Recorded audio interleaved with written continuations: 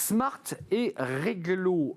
Ce sujet, depuis l'année de création de Smart Job et de BeSmart, a déjà été traité sur la notion de liberté d'expression. On en parle avec Juliette Sancy. On est ravis de vous accueillir pour votre deuxième passage. Avocate en droit du travail au cabinet Faro, avec un H. D'abord, commençons par le début, même si ce n'est pas un cours, on n'est pas sur France 4 avec les cours de droit en visio, mais les règles de la liberté d'expression dans l'entreprise, quelles sont-elles ? Alors c'est un prisme qui va être d'abord en dehors de l'entreprise, puisque ça va être défendu au niveau mondial, les Nations Unies, avec la Déclaration universelle des Nations Unies, au niveau européen, la CEDH qui protège la liberté d'expression. On revient un peu plus bas au niveau national, la Constitution et la DDHC également. Et on va se poser la question, donc le Code du travail aussi, et on va se poser la question, en fait, l'entreprise, c'est un petit pays. Et on va demander quelle loi s'applique dans ce petit pays. Et en fait, ça va être une ligne de crête, on va le voir, entre cette liberté d'expression qui est consacrée à tous les niveaux et ce qu'on a le droit de faire ou pas dans le cadre du pouvoir de direction de l'employeur et qu'est-ce qui peut sanctionner ou pas au sein de son entreprise. Alors, il y a des règles générales, vous venez de les préciser. Il y a des règles générales en matière de diffamation, notamment ça concerne les journalistes en particulier, mais pas seulement. Dans l'entreprise, on fonctionne comment ? Par cas particulier, il y a un principe général ou on n'est que sur de la jurisprudence ? Alors, le principe, c'est la liberté d'expression. On va considérer que par principe, on est libre. On a le droit de s'exprimer à la fois sur ses conditions de travail. Ça pourrait être la critique de conditions de travail, de la politique commerciale. Globalement, il y a un principe de liberté. Les deux choses qu'on a le droit de faire précisément, c'est parler de ses conditions de travail, les critiquer. On va le voir dans une certaine limite, mais les critiquer, et aussi dénoncer les actes illicites auxquels auxquels on est confronté. On rentre dans le cadre du lanceur d'alerte, là. Exactement. Donc on dénonce une situation de pollution ou de détournement d'argent. Alors, il y a eu des cas médiatiques. Enfin, je veux dire, ce rédacteur en chef qui avait critiqué son N+1 sur Facebook, et malheureusement, il y avait des amis dans le réseau.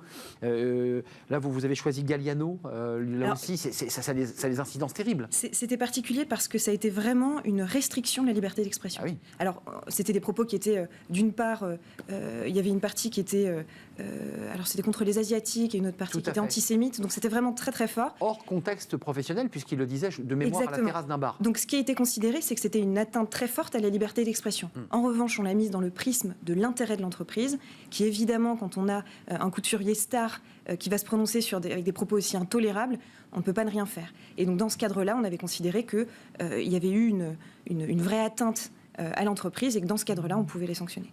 Juste pour rester dans l'actualité, l'image de ce joueur Ronaldo mondialement connu qui déplace la bouteille de Coca. J'ai vu que le cours de bourse de Coca avait chuté. On est là aussi dans la possibilité pour la marque de dire mais la liberté d'expression de ce joueur en conférence de presse est venue heurter l'image de l'entreprise qui d'ailleurs par ailleurs sponsorise l'événement. Alors là pour le coup je pense que c'est plus du contractuel, c'est-à-dire du sponsoring, etc. Et je pense que c'est plus de ce côté-là qu'il y a eu des engagements ou non, et donc on n'est plus dans le salariat. Mais on ferme la porte. Il y a les règles de Facebook, de Twitter, parce que des collaborateurs, quand on lit des tweets, vous en lisez comme moi, mes tweets n'engagent que moi. C'est suffisant ou pas, ça, cette petite phrase ? Alors oui et non. C'est-à-dire que, de manière générale, encore une fois, on est toujours dans ce principe de liberté d'expression qui va avoir des possibilités d'être... des exceptions. On est en France, on adore les exceptions. Il y a un principe et après, il y a des mais. Exactement. Donc, principe liberté d'expression, deux exceptions.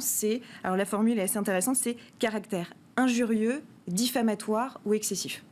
Donc ça, c'est une des exceptions. L'autre, je vais la traiter très rapidement, mais globalement, c'est ce qui est lié à vos fonctions. Quand vous êtes cuisinier, quand vous créez des choses pour votre entreprise, il y a des données, c'est ce qu'on appelle la confidentialité. C'est des choses qu'on va de toute façon devoir protéger. Et donc, effectivement, on ne peut pas révéler la recette d'une recette secrète, par exemple, sur les réseaux. Donc ça, c'est normal. Une marque de textile qui fait une photo de la collection avant l'heure. Voilà, c'était la fameuse jurisprudence Petit Bateau. Exactement. Avec une salariée qui avait posté sur son compte privé. Licenciée. Hein. Exactement, licenciée. Alors, en fait, toute la question de la liberté d'expression, elle se pose au moment du licenciement. Parce que il va y avoir cette liberté d'expression, on va être sanctionné, voire licencié pour être allé trop loin. Et c'est au moment, devant les juridictions, on va dire, attendez, mon licenciement, il n'est pas justifié, j'avais le droit de dire ça. Et c'est tout l'enjeu, c'est ça. Est-ce que j'avais le droit de le dire ? Il y a un débat sur l'espace géographique, puisque Internet, il n'y a pas de frontières. On peut tout à fait faire un tweet assis sur son canapé de sa maison en critiquant son entreprise, et on n'est pas dans l'entreprise, et pourtant on la critique. Donc c'est compliqué, le numérique est en train un petit peu de transformer tout ça. Alors, il y a vraiment une notion qui a été dessinée par la jurisprudence, notamment avec Facebook, parce que les gens aiment beaucoup parler sur Facebook. Et donc, toutes les nuances, ça va être le public et le privé. Et donc, si c'est public, on va il faut partir du l'inscrire, on est d'accord. Alors, même en l'inscrivant, pour moi, même en l'inscrivant, si c'est quelque chose qui va vraiment à l'encontre... on peut être aussi attaqué. Voilà, mais simplement si la société peut démontrer que ça va à l'encontre de ses principes ou de sa politique, etc. D'accord.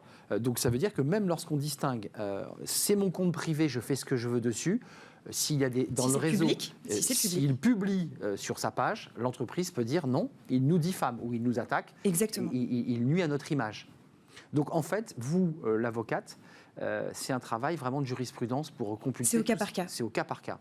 Donc il y a un principe général et ensuite au cas par cas en fonction. Il faut que l'entreprise soit capable d'expliquer qu'elle a été évidemment, que son image a été ébranlée. Oui, bien sûr, il faut expliquer en quoi c'est fautif. Parce que c'est tout l'enjeu, c'est du disciplinaire. On va dire pourquoi ce comportement-là, ces affirmations-là, ces déclarations sont fautives. On risque quoi d'ailleurs en peine maximale évidemment? Alors pour le coup, c'est vraiment en dehors de la diffamation, mais sinon c'est tout simplement le licenciement pour faute grave ou pour faute lourde. La faute lourde, la différence entre la faute grave et la faute lourde, c'est l'intention de nuire.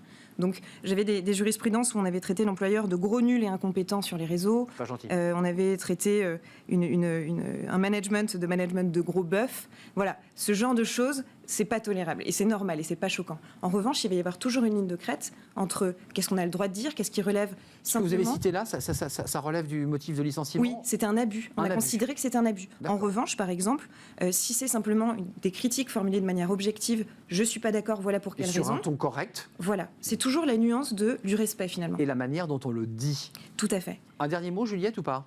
Mais écoutez, on a fait le tour. Alors presque, on n'a jamais fait le tour du droit du travail, vous le savez. C'est clair, mais je sens que vous allez revenir. Merci Juliette, avocate en droit du travail au cabinet Faro, sur ce principe de liberté qui est très large, mais qui finalement, à certains égards, peut être restrictif, puisqu'il y a beaucoup d'exceptions à la règle. Donc faire attention à ce qu'on publie. Et à ce que l'on dit. Exactement. Et à comment on le dit.